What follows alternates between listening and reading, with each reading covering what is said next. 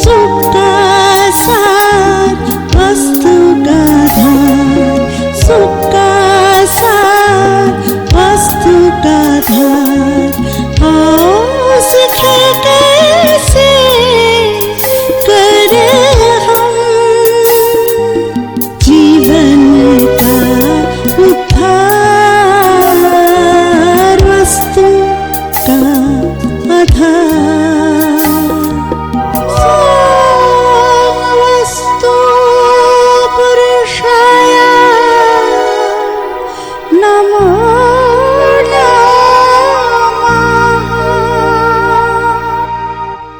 180 degree opposite में, माने जिस जगह पे भी हो, अगर ये हम अगर उत्तर मानते हैं, अगर दक्षिण में था तो उत्तर में ले जाइए, अगर इसको पूर्व में हो तो पश्चिम में ले जाइए, वो भी 180 डिग्री की डिफरेंस में आप ले जाओ। रात को सब सोने लगे, चले जाएं उसके बाद, और सुबह जब 7, 6, 7, 5 जितने बजे भी आप लोग उठते हैं, उठने के बाद में आप सबसे पूछो कि नींद कैसी आई।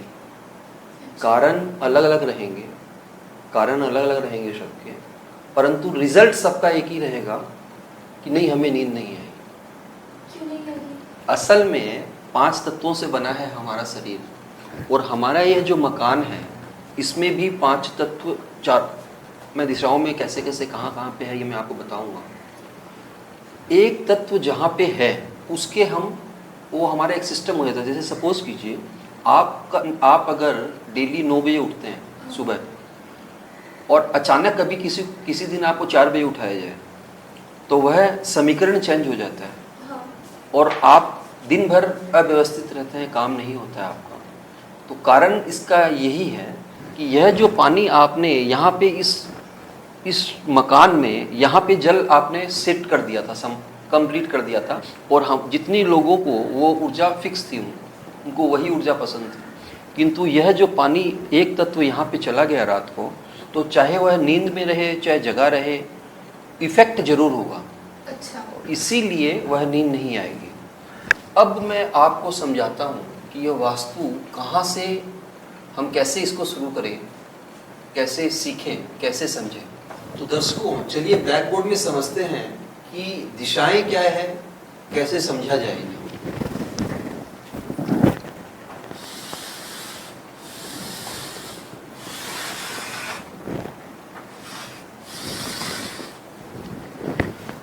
कोई भी प्लॉट हो, कोई भी जमीन हो, चाहे रेक्टेंगुलर हो, चाहे स्क्वायर हो, चाहे जैसी भी हो, उसे हम 8 दिशाओं में विभाजित करते हैं। अच्छा।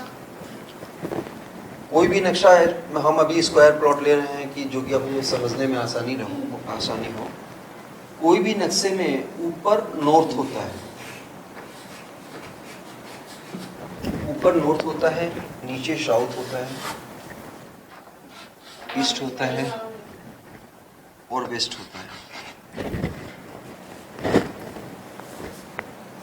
यह 4 दिशाएं सभी जानते हैं, आप भी समझते हो, मैं भी समझता हूं। उसके अलावा वैसे हमारे शास्त्र में तो 32 दिशाओं की बातें हैं, और अभी हम 8 दिशाओं की बात करेंगे। किसी भी प्लॉट को, जैसे सपोज कीजिए यह 30 फुट का है, तो 30 डिवाइडेड बाई 3 जगह डिवाइड कर लीजिए आप इस पूरी दिशा की, एक प्लॉट की साइज को। तो नियर यहाँ से एक लाइन आएगी, एक लाइन यहाँ से आएगी, वैसे ही इधर से भी आप नॉर्थ से भी साउथ की ओर 3 जगह डिवाइड कर लीजिए। किसी भी प्लॉट को वास्तु समझने के लिए हमें किसी भी प्लॉट को 9 जगह डिवाइड करना चाहिए। 9 जगह डिवाइड का मतलब ये हुआ, नॉर्थ का मतलब उत्तर दिशा हुआ, ईस्ट का मतलब पूर्व दिशा हुआ, साउथ का मतलब दक्षिण,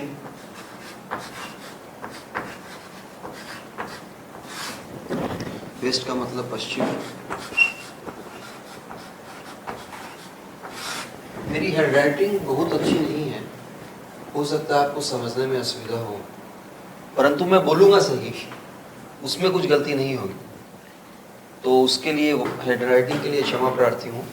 पर आप समझे, मैं बता रहा हूँ, यह पूर्व है, पश्चिम है, उत्तर है, दक्षिण है। किसी भी प्लॉट उधर जब भी हम ब्लैक बोर्ड में बनाएंगे तो उत्तर अगर मैं लिखना भूल भी जाऊं, नॉर्थ न लिखूं, तब भी ये समझ लें कि उत्तर ऊपर ही है, उत्तर ऊपर ही रहेगा। अब जहां उत्तर और पूर्व मिल रहा है उसे हम नॉर्थ ईस्ट कहते हैं। नॉर्थ ईस्ट को ही हिंदी में ईशान बोलते हैं।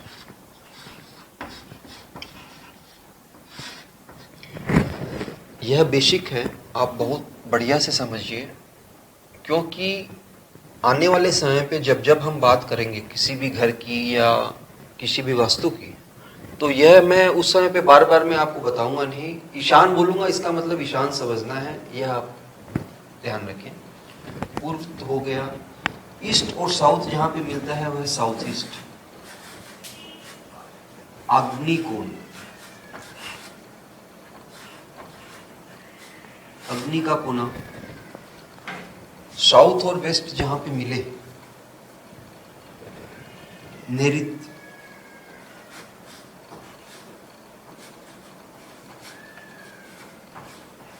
नैऋत्य कोण, उत्तर और पश्चिम जहां मिले वहां वायव्य, वायु कोण।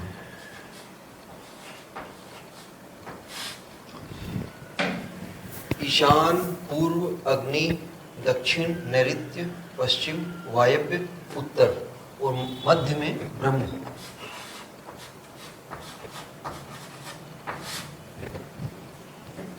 ब्लैक बोर्ड थोड़ा छोटा है, समझने में हो सकता है, लिखने में बहुत आपको क्लियर न समझ में आए, पर मैं जो बोल रहा हूँ उसे आप याद रखें, ध्यान रखें और समझें। तो अभी हमने देखा कि हमें 8 दिशाएं मिली हैं: ईशान, पूर्व, अग्नि, दक्षिण, नैऋत्य, पश्चिम, वायव्य एवं उत्तर, और मध्य में है ब्रह्म स्थान। दर्शकों, यह समझ लीजिए आप, यह स्थान ब्रह्म स्थान जिसे हम कह रहे हैं, बहुत ही, मैं आप ये मान लो कि बहुत ही बेश है, ये वास्तु का बेश है। आज के समय में नए नए फ्लैटों में, नई नई जगहों पे ब्रह्म को नहीं छोड़ पा रहे हैं, खाली हम नहीं रख पा रहे हैं, परंतु इसका इफेक्ट बहुत बड़ा है। अच्छा। तो ब्रह्म स्थान की जब भी मैं बात करूं, आप इस प्लेस को माने, चाहे अगर छोटा सा घर है, एक फ्लैट, एक रूम का मकान फ्लैट है, तब भी उसका भी ब्रह्म स्थान निकलेगा। और अगर कोई बहुत बड़ी बिल्डिंग है जिसमें आपने करीब 20-30 कमरे बना के रखे हैं, तब भी उसका ब्रह्म स्थान भी निकलेगा। वैसे ही ईशान निकलेगा, नैऋत्य निकलेगा, वायव्य भी होगा, अग्नि भी होगा, पूर्व, पश्चिम, उत्तर, दक्षिण होने ही है। तो टोटल हमने 8 दिशाओं को समझा है और मध्य में ब्रह्म स्थान को समझा है। यह हुआ दिशाओं का डेफिनेशन, दिशाओं का विभाजन, आप समझ लें। अब एक चीज और मैं आपको समझा देना चाहता हूँ। 5 तत्व से जो हमारा मकान बना है या हम बने हैं, 5 तत्वों का इफेक्ट क्या होगा ये समझें।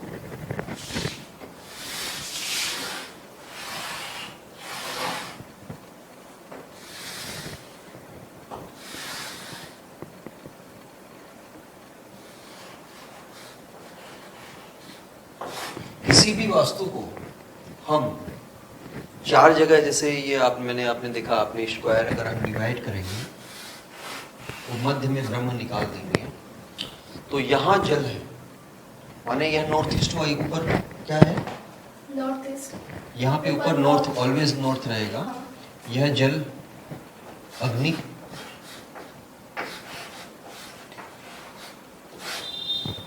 पृथ्वी,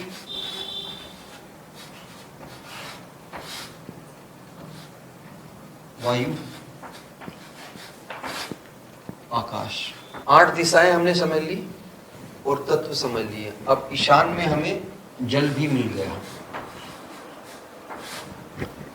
अग्नि में हमें अग्नि मिल गई,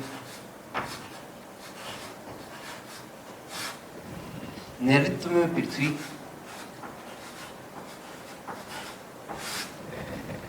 वायव्य में वायु,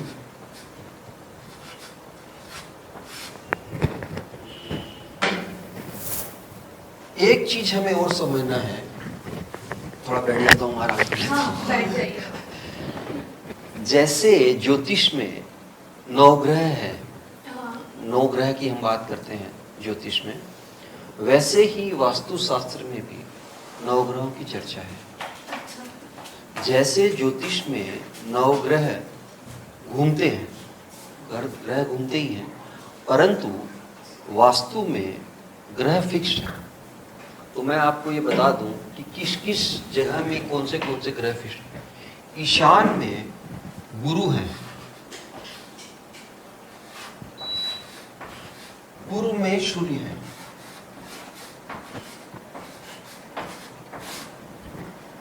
अग्नि में शुक्रदेव है,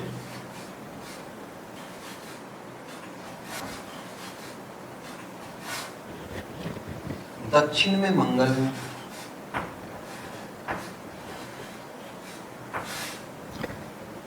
यहां राहु महाराज बैठे हैं, नैऋत्य में बड़ा, पश्चिम में शनिदेव हैं,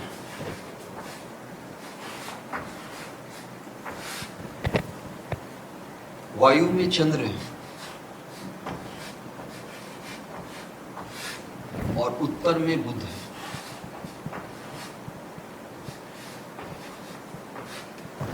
उत्तर में बुध है।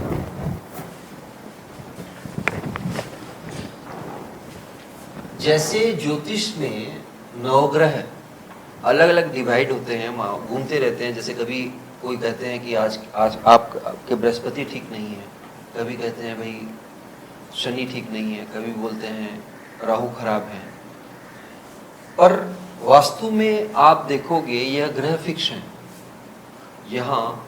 यहाँ अगर आपने 9 ग्रह को सही प्रकार से सेट कर लिया, सही प्रकार से उनकी हो गया, अगर पूजा वगैरह सब सही हो गई, तो यह फिक्स है, यह आपको अच्छा ही रिजल्ट देंगे। अच्छा आने वाले समय में हम और समझेंगे कि ये कैसे और अच्छा रिजल्ट देंगे। तो हमने समझा नॉर्थ ईस्ट में ईशान में गुरु है, जल है, और इस स्थान में वास्तु पुरुष का सर भी है। सर ये वास्तु तो उसका सर क्या है? यही मैं आपको समझाने वाला था, आप बहुत अच्छी प्रकार से समझ रही हैं। इसके लिए मैं एक नक्शा यहाँ पे और बनाता हूँ। इसको भी मैं 9 जगह डिवाइड करता हूँ जो आपको समझने में आसानी रहे। शास्त्र में बात है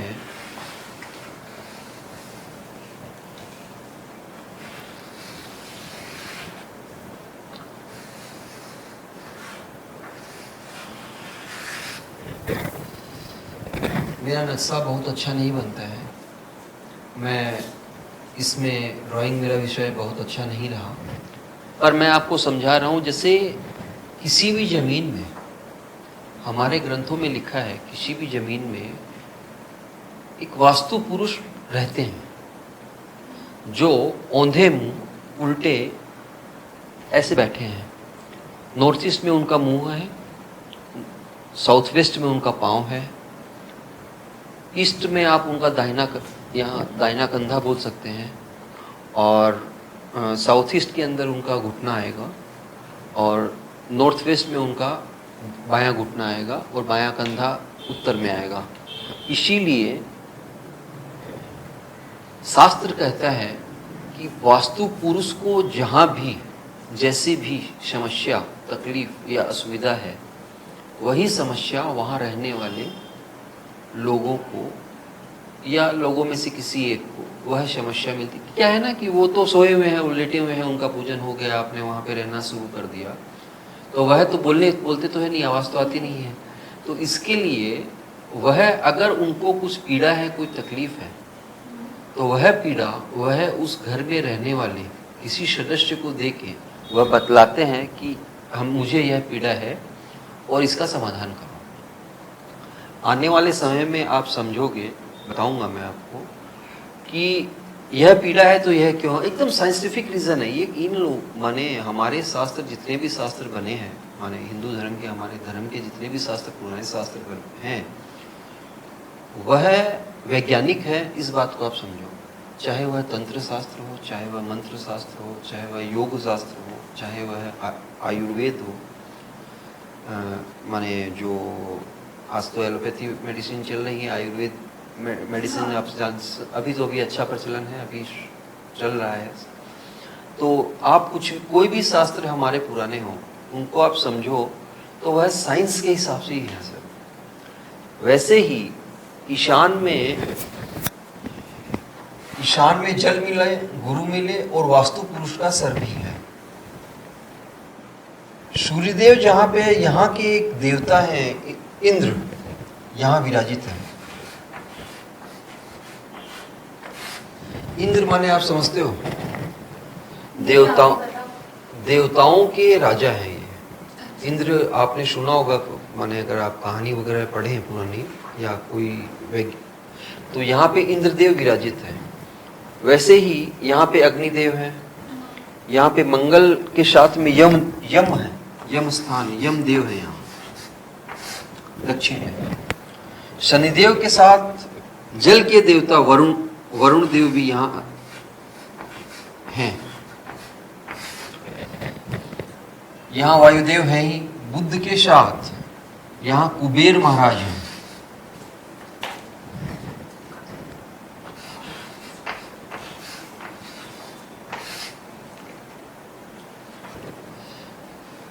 उत्तर में बुद्ध के साथ में कुबेर महाराज हैं। कुबेर महाराज माने आप समझते ही हो, यह हमारे धन के देवता हैं।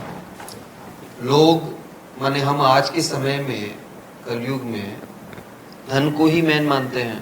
वो मानते क्या है भी, असल में देखा जाए तो है भी। तो यह उत्तर दिशा ही है जहाँ पे कुबेर स्थान है या कुबेर देव महाराज बैठे हैं, और बुद्ध वहाँ के ग्रह हैं, और मध्य में ब्रह्म या आकाश।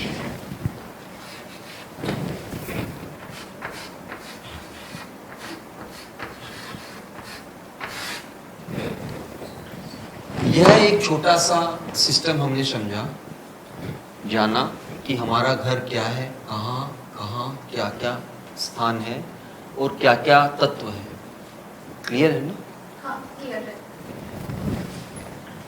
ईशान में जल, अगर हम 5 तत्वों की बात करें, ईशान में जल, अग्नि में अग्नि, नैऋत्य में पृथ्वी, और वायव्य में वायु, और मध्य में आकाश। 5 तत्व कंप्लीट हैं, 9 ग्रह कंप्लीट हैं, 8 दिशाएं कंप्लीट हैं।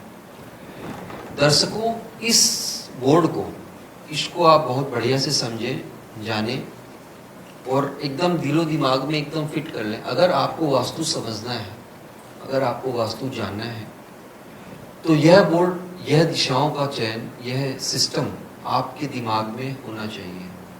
आने वाले एपिसोड्स में आपका मेन बेस यही रहेगा।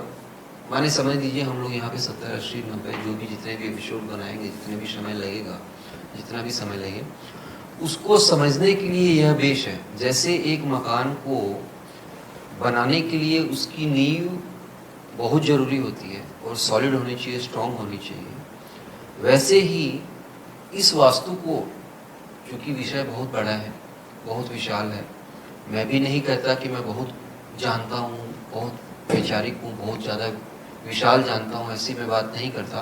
परंतु जितना भी मैंने जितना वास्तु समझा है, जितना भी जाना है, उसको मेरा प्रयास रहेगा, मेरा यह एक मंच बनाने का कारण ही यही है कि मैं सबसे ज़्यादा से ज़्यादा लोग इसको समझें, जाने। तो इसमें मैं जो बताऊंगा, इसका बेस रहेगा, यह नींव रहेगा, मकान की जो नींव होती है वह रहेगा। तो आप इसको बहुत बढ़िया से समझ लें, दिशाओं, 8 दिशाओं को समझ लें, 5 तत्वों को समझ लें, और फिर हम अब आगे और बातें करेंगे। तो वैसे तो हम ये बहुत अच्छी तरीके से समझ लिए हैं, और आने वाले समय पे भी हम आपसे बहुत सारे बातें जानेंगे वास्तु के बारे में। तो दर्शकों, तो आप देखते रहिए सुख का सार, वास्तु का आधार। नमस्कार।